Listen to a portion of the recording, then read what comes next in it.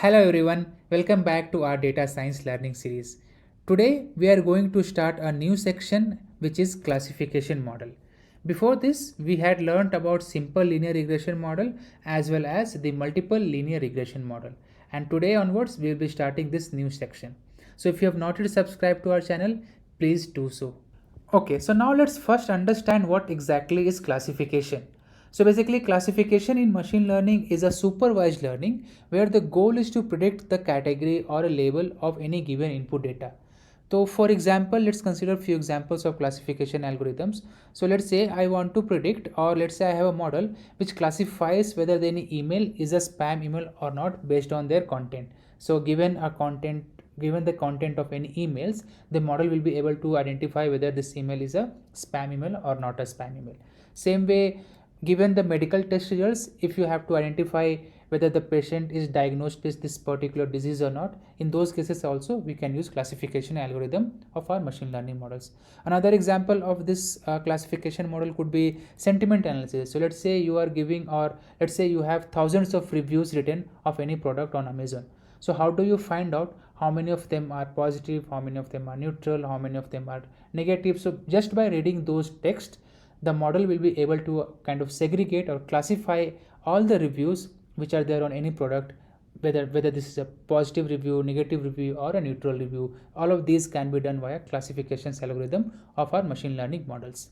Okay, so now let's see some of the classification algorithms which are there. Actually, there are many, but I have listed here some of the most commonly used algorithms like logistic regression, k-nearest neighbors, decision trees, or support vector machines.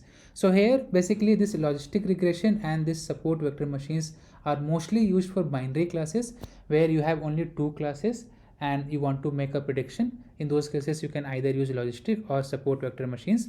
In case you have multiple classes, there people use basically this k nearest neighbors and decision tree algorithm. For today's video, we will be covering this logistic regression. There we will try to predict, given an email, whether this is a spam email or not. Having said that, let's first understand what exactly is logistic regression. So like I mentioned, this is a statistical model which is used for binary classification. Binary means there will be either 0 or 1. Only two classes we will be classifying. And then based on the probability, we will define whether that input belongs to that certain class or not.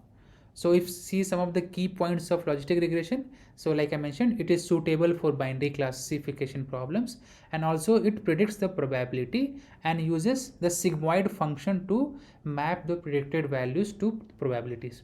I mean, all of these things, when I show you the graph, you will be able to understand a little more. So this is just that an overview of logistic regression. Now we will move on to our Jupyter notebook, which is also there in my GitHub repository. Alright, so now let's move on to our Jupyter notebook, and here you see that these are the different key points which I already explained, and here you see this is that formula which I was talking about. This is called as sigmoid function. You don't have to remember this formula, but just that keep in mind that this is how the sigmoid function is defined. And the logistic regression graph looks something like this, where you have one class defined here, another class defined, and the data point defined here, probability 0.5, and we have any input whose probability is less than 0.5 will be classified as this class, and then whose probability is more than 0.5 will be classified as this particular class. So this is how basically a logistic regression works, and their logistic regression charts look like. Alright, so now we are moving to our next section where we will be building the logistic regression classification model on this email spam dataset. And this dataset I have taken from Kaggle, and this is our dataset, and these are the different columns which are there. I have simply downloaded this dataset and kept it in my local, and if you see all of these columns that label whether this is a spam or not spam. Not spam code they have mentioned as ham, and the email which are spam they have mentioned as spam, and these are the email content which you can see in different columns. So what we'll do is we'll take this dataset and we'll train our model to find out with the any input given email whether that email is a spam email or not. Okay, so first, what we'll do is we'll import all the important libraries which are needed for our model building. So pandas, numpy, train test split, all of these things we had already imported in our last session as well. So here new thing which we are importing is logistic regression. Earlier from sklearn we used to import linear regression, and since this is a classification model and of type logistic regression, we are importing this logistic regression model from sklearn library. Also there are few more libraries like accuracy score, confusion matrix, and classification report, and these are basically used to evaluate our models. I'll basically explain you once we reach there. Then matplotlib and seaborn to show our graph and visualize our data. So I'll run this cell, and here you will see all the important libraries are imported to our cell. Then this data set, like I mentioned, have downloaded from here and kept it in my local system, and from here I'm loading this data and seeing their top 5 records. So here you see one column, second column, third column, and their label along with their subject, and then text, everything is maintained here. Now let's see key what are the different number of records and kind of column which this particular data set has. Then I found out key this has around 5171 records and 3 different columns which we can see. You can also make use of this data.info to find out कि कितने सारे entries हैं, कितने सारे columns हैं, कितने सारे not null count हैं, what are the types of those data set which you have.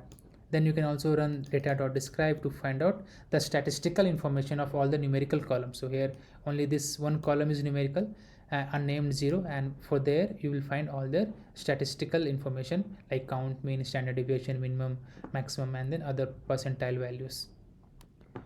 Alright, so now this was just for loading the dataset and viewing our dataset in our cell. Now we will move on to the next section, which is data cleaning and pre-processing as well as the preparation of our data to basically build our model. तो जैसा कि आपको पता ही है कि your model is going to be as perfect as clean your data is. So that's why we will be first cleaning our data set. तो सबसे पहले let's see कि what are the different columns which our data set has. तो यहाँ पे मुझे पता चल रहा है कि I have 3 different column.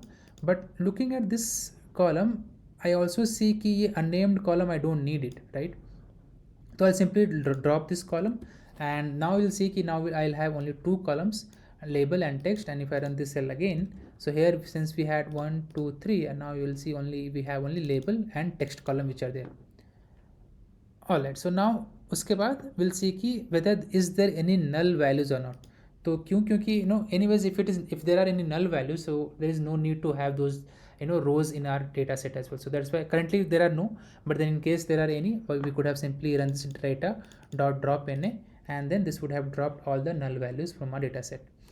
Then what we will also do is, so if you all remember that machine learning model understand only the numerical values, right?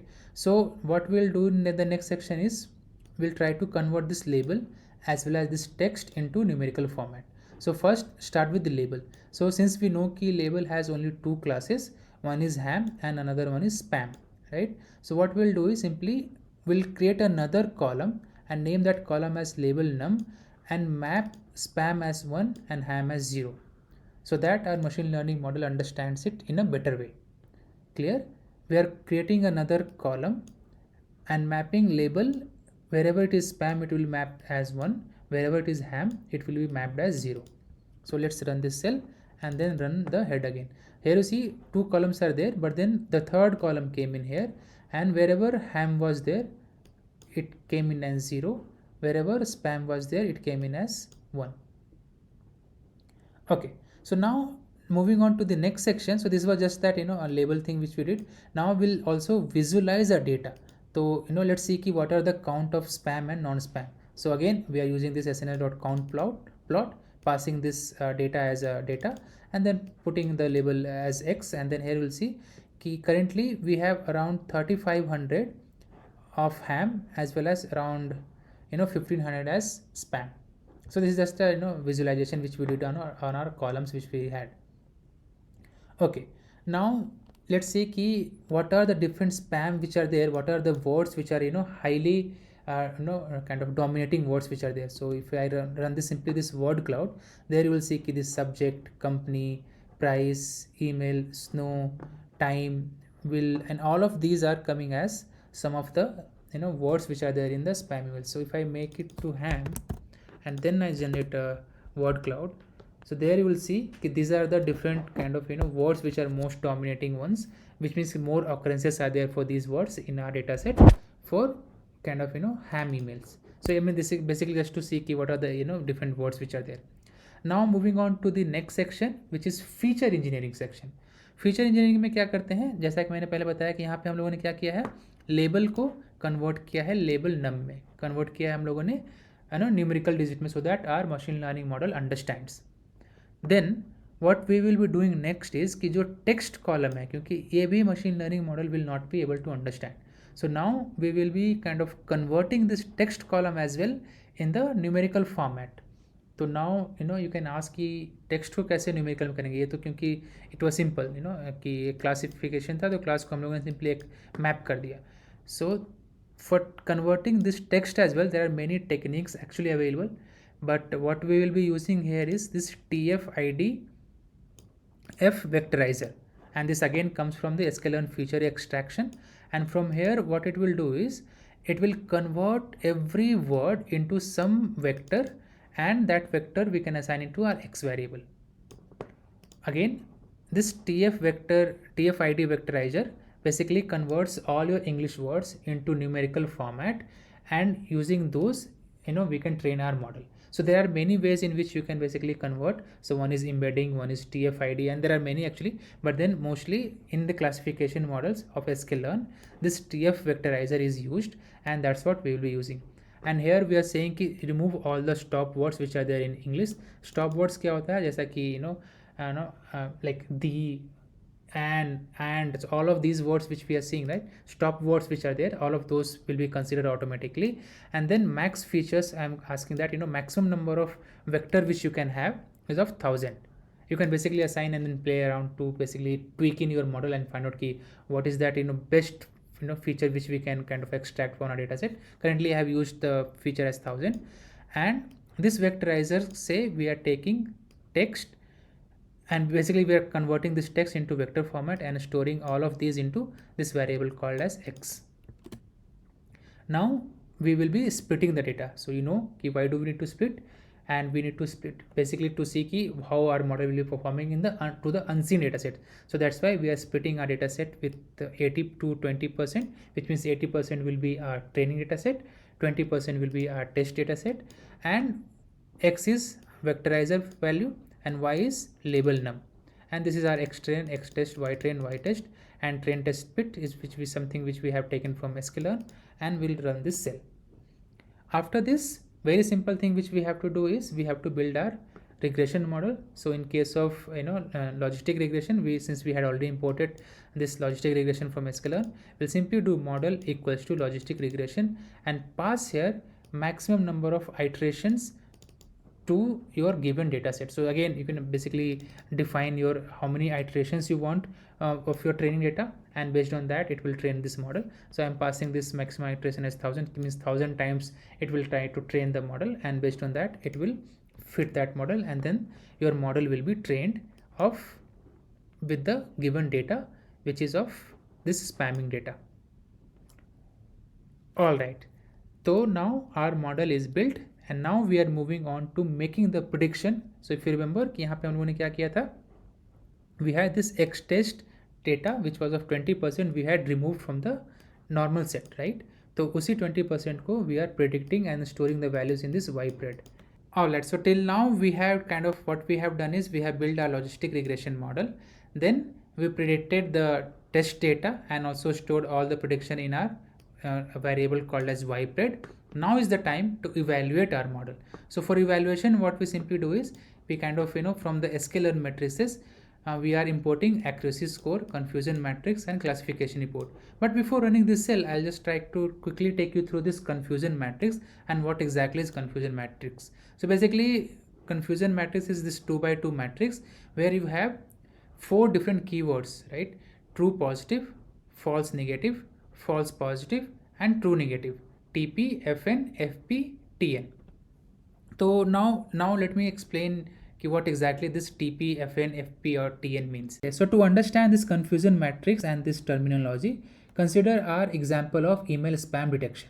And for example, assume कि if it is a spam email, we will consider that as positive class.